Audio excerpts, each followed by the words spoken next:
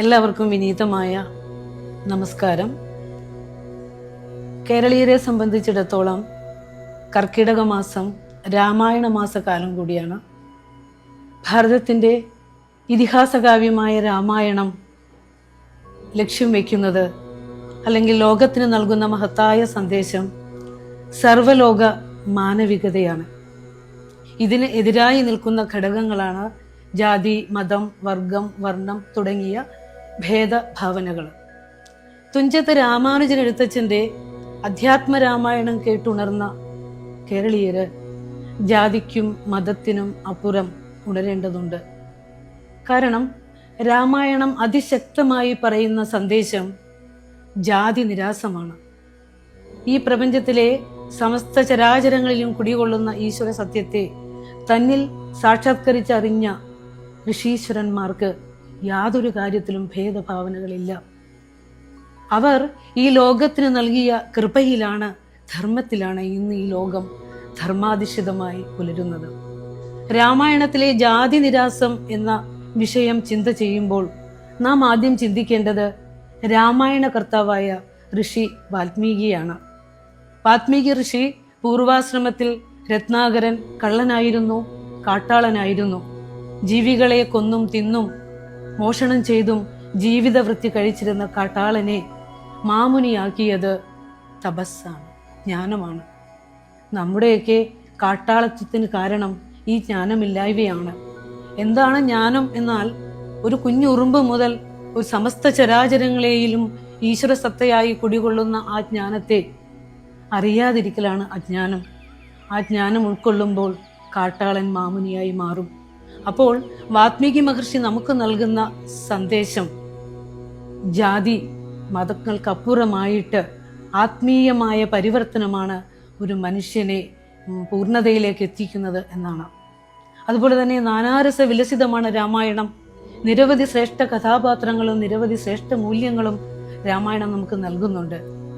അതിലെ രാമായണ അയോധ്യാകാന്ഡത്തില് രാമലക്ഷ്മണന്മാര് കാട്ടുരാജാവായ ഗുഹനോട് സംഗമിക്കുന്നുണ്ട്. ആ സമയത്ത് ഗുഹനെ തൻ്റെ മാറോട് ചേർത്തിട്ട് ആത്മസഹോദരൻ എന്ന പോലെ ആശ്ലേഷിക്കുന്നുണ്ട് ശ്രീരാമചന്ദ്ര ഭഗവാൻ. അവിടെ ജാതിയുടെ പേരിലുള്ള യാതൊരു മാറ്റി നിർത്തലുകളും നമ്മൾ കണ്ടില്ല.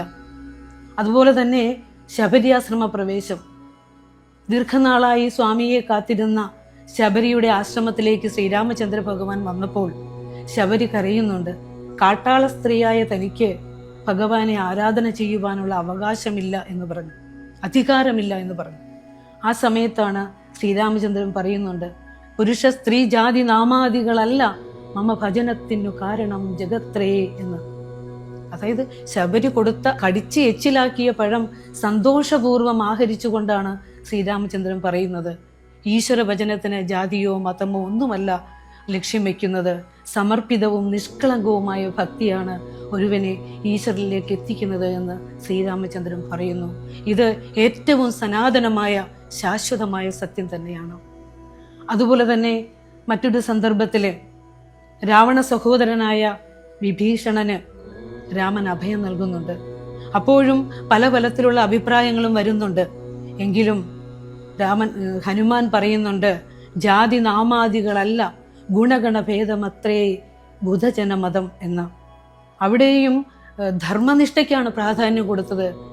അതായത് വ്യക്തിയധിഷ്ഠിതമായ ഗുണങ്ങൾക്കാണ് അവിടെ പ്രാധാന്യം കൊടുത്തത്, രാക്ഷസകുലം എന്നുള്ളതിനല്ല എന്ന് നാം അറിയേണ്ടതുണ്ട്. അവിടെ പറയുന്നു ബുധജനമതം, ജാതിക്കും മതത്തിനും അതീതമായിട്ടുള്ള ആ ഒരു പരമസത്യത്തെ കുറിച്ച് പറഞ്ഞു തന്നിട്ടുള്ള ധാരാളം ഋഷീശ്വരന്മാർ നമുക്കുണ്ട്. ശ്രീനാരായണ ഗുരുദേവന്റെ വാക്കുകൾ ഈ സന്ദർഭത്തിൽ ഓർത്തു പോകുകയാണ്. ഇല്ല ജാതിയിൽ ഒന്നുണ്ടോ വല്ലതും ഭേദമോർക്കുവാൻ, ചൊല്ലേറും വ്യക്തിഭാവത്തിലല്ലേ ഭേദമിരുന്നിടൂ. ജാതിയോ മതമോ ആണ് ഒരു മനുഷ്യനെ ഭിന്നരാക്കുന്നത്. ഓരോ വ്യക്തിയിലും അധിഷ്ഠിതമായിരിക്കുന്ന ആ വിശേഷ ഗുണഗണങ്ങളാണ് ഓരോരുത്തരെയും ഭിന്നരാക്കുന്നത്, വ്യത്യസ്തരാക്കുന്നത് എന്നാണ് രാമായണ ധർമ്മം. അതുപോലെ തന്നെ വാനര ശ്രേഷ്ഠന്മാരായ സുഗ്രീവനെയും ഹനുമാനെയും എല്ലാം ചേർത്ത് വെക്കുന്നുണ്ട്.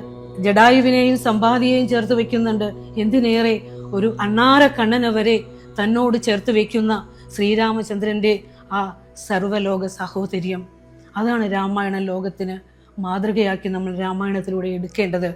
രാമായണത്തെ സംബന്ധിച്ച് അതൊരു ഇതിഹാസ കാവ്യം മാത്രമല്ല, ജീവിതശാസ്ത്രമാണ്, ധർമ്മശാസ്ത്രമാണ്, ചരിത്രകാവ്യമാണ്. സമസ്തവും രാമായണത്തിൽ അടങ്ങിയിരിക്കുന്നു. അതായത് ഈ ലോകത്ത് പർവ്വതങ്ങളും നദികളും നിലനിൽക്കുന്നിടത്തോളം കാലം രാമായണ കഥ പ്രചരിക്കുക തന്നെ ചെയ്യും.